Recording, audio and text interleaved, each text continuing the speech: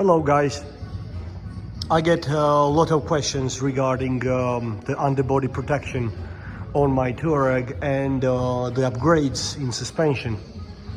All I can say, guys, that I don't have any kind of upgrades in suspension at all for so far. I don't have any kind of links, I don't have any kind of lift fitted. The only thing which I have is the anti-roll bars from the Cayenne. This is the yellow dot, this is from Cayenne Turbo, and Turbo S anti-roll bar in the back. They are stiffer and I just love how it handles, so that's the reason why I have them. I know that it's not good for the off-roading.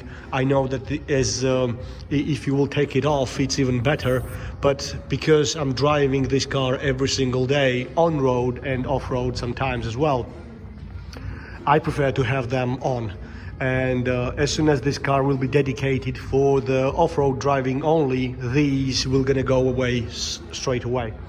So I'm gonna tell you, if I can explain it, how I managed to fit underbody protection on my car. I have used only subframe holes like these, for example. They are from the bottom as well. And if you will take the reference, for example, this is the first hole from here, like first hole. There is another hole as well here, right here. Can you see the control arm? Right here, there is a bolt as well.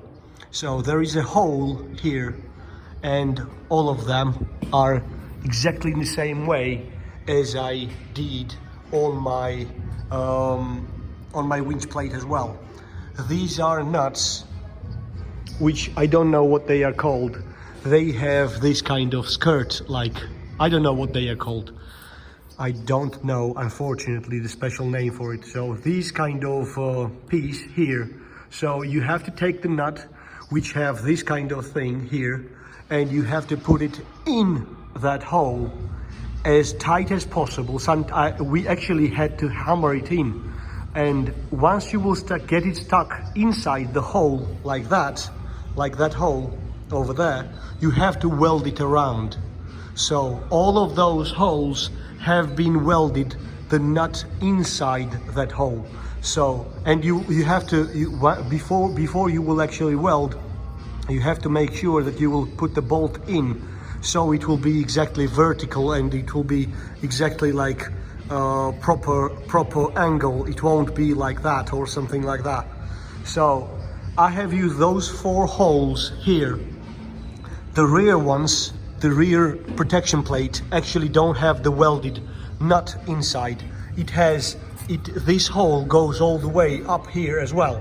So this is very long big bolt that goes all the way in, and there is a nut as well with which is holding it. So this I have explained for you. Exactly the same thing goes on right here. You can actually see a little bit of weld here.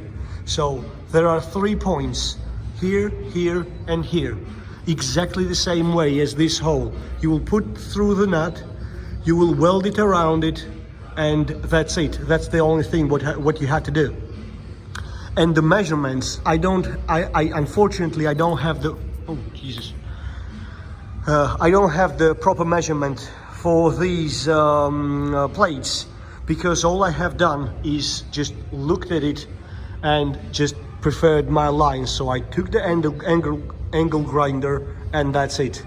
And these bent pieces also, to bend 4mm steel plate is quite difficult.